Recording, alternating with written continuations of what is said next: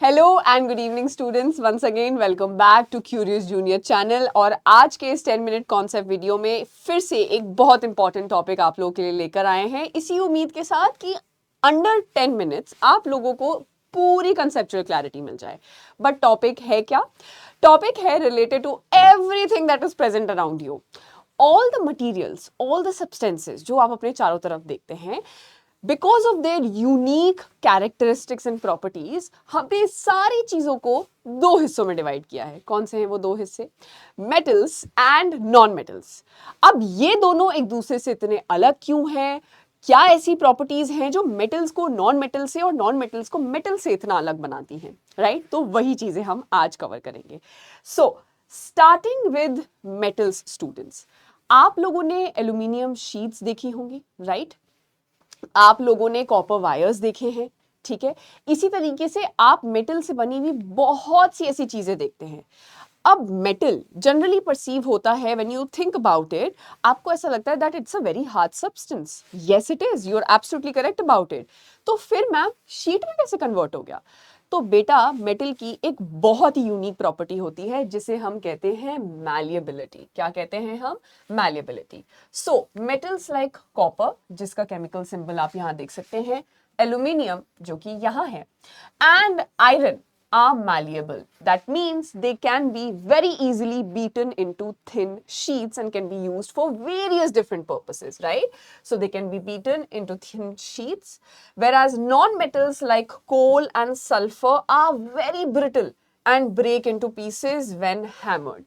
दूसरी ही तरफ अगर आप इनके काउंटर पार्ट्स नॉन मेटल्स को देखें, in most cases, again not all non-metals, most of them are very brittle. The moment you will touch them or hold them, they will simply disintegrate into many pieces, right? वो इतने brittle, इतने soft और इतने ज़्यादा sensitive होते हैं कि वो अपनी शेप को, अपने आकार को मेंटेन कर ही नहीं सकते जैसे कि मेटल्स कर पाते हैं, राइट? तो इसलिए मेटल्स का इस्तेमाल किया जाता है शीट्स के फॉर्म में यूज करने के लिए, राइट? तो अब अगर इस क्वेश्चन का आंसर हमें देना हो that which of the following is a property of metals? Brittleness, malleability, lack of lustre और poor conductivity. Definitely our answer would be what? Our answer would be malleability. That means the ability to be drawn into thin sheets. But क्या सिर्फ यही एक property है metals की? Absolutely not. There is one another property, अगर आपने ध्यान से सुना हो, which is ductility. सभी के घरों में इलेक्ट्रिकल वायर्स हैं, आप सभी ने उन वायर्स को देखा भी होगा। किस किस सब्सटेंस के वो एग्जैक्टली बने हुए हैं? Copper, right? Copper being a metal, being very, very hard, still being drawn into wires because of precisely this property, ductility. That is, metals can be drawn into wires because they are ductile. For example, gold. It is so ductile that 1 gram can be drawn into 2 kilometer long wire. आपने gold से, silver से बनी हुई कितनी different तरीके की jewelleries देखी होंगी, राइट? आप किसी भी फॉर्म में गोल्ड को, सिल्वर को मोल्ड कर सकते हो। कैसे? Because of malleability and ductility.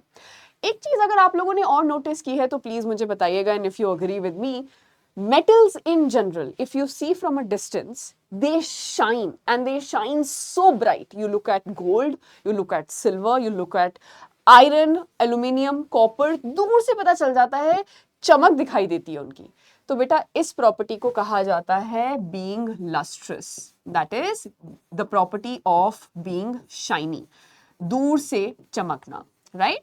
तो यहां पे ये जो लस्टर की बात हुई है, ये मेटल्स के पास तो है, बट अनफॉर्चुनेटली नॉन मेटल्स के पास नहीं। बट एक ऐसा नॉन मेटल है जो बहुत ज्यादा शाइन करता है, जिसके बारे में हम आगे चल के पढ़ेंगे, ठीक है? तो अब अगर इस क्वेश्चन का आंसर करना हो that what property allows metals to be drawn into wires, definitely the answer is going to be ductility. Moving ahead with further properties of metals, sonority.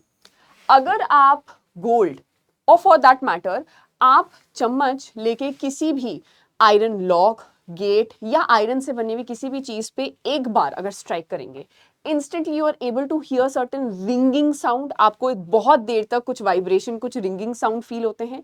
और ये एप्लीकेबल है कोई भी चीज जो मेटल की बनी हुई है। इस प्रॉपर्टी को कहा जाता है being sonorous or the property of sonority, which basically means that metals produce a ringing sound when struck, which is called sonority. This is why objects like metal spoons or coins make a clear ringing sound, unlike coal or wood which produce dull sounds. यहीं अगर आप non metals को लेंगे और उन्हें अगर आप strike करते हैं, you won't be able to hear the same ringing sound. Again, because of the difference that they are non metals and not metals, right? Moving ahead to this question, students, what term describes the ability of metals to produce a ringing sound? And the answer definitely is sonority. यहीं पे malleability, ductility और conductivity भी metals की ही properties हैं. जहां पर conductivity की बात की जाए, so metals are also very good conductors of heat. ठीक है, they are excellent conductors of heat, which is why metal spoons get hot quickly in boiling water. उबलते हुए पानी में अगर आप metal spoons को, for that matter steel को भी अगर रखेंगे, even though steel is an alloy of iron and carbon both, जहाँ carbon is a non-metal and iron is a metal, you will see that the spoon will get hot very fast, right? It will immediately attract all that heat conduction के through, उसके पास वो सारी heat आ जाएगी.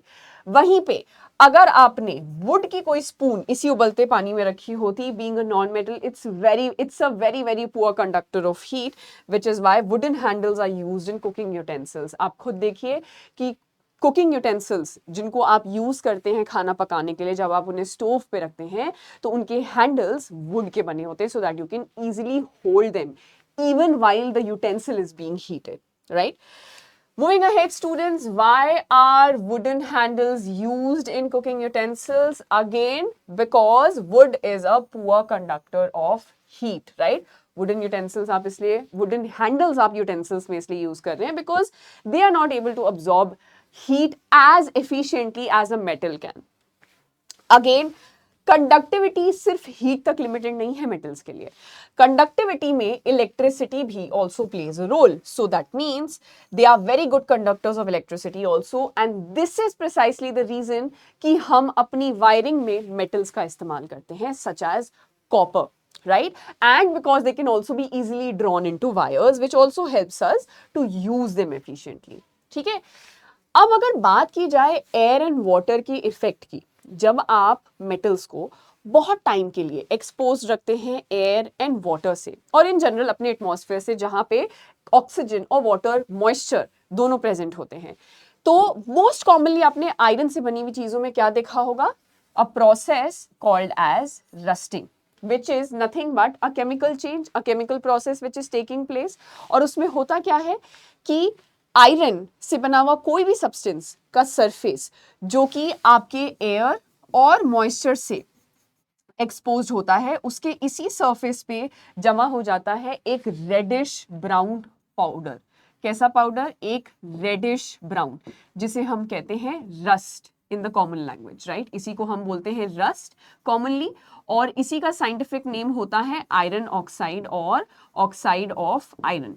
और ये surface पे जमा होने की वजह से आयरन को बहुत ज्यादा वीक बना देता है, बिकॉज ऑफ विच आपने कई बार सुना होगा that in shipping industries the ship owners they bear a huge financial loss, क्योंकि बार बार उन्हें शिप्स या शिप्स के कुछ पार्ट्स को रिप्लेस करना पड़ता है. ठीक है, अब इससे बचने के लिए जो तरीका हमने ढूंढा है वो बेसिकली ये है कि अगर हम एक और मटेरियल की, स्पेशली मेटल की कवरिंग कर दे, जैसे कि जिंक की, जिस प्रोसेस को कहा जाता है गैल्वेनाइजेशन, तो instead of our material getting damaged, it will be that particular metal जिसके साथ रस्टिंग होगी और उस सरफेस को आप वापस निकाल सकते हो. लेकिन एक ड्रॉबैक इसका ये है कि आपको गैल्वेनाइजेशन का प्रोसेस कंटिन्यूअस रखना पड़ेगा. ये नहीं कि एक बार कोटिंग करवाई और मामला खत्म. No, you will have to continuously galvanize your material in order to save it from rusting.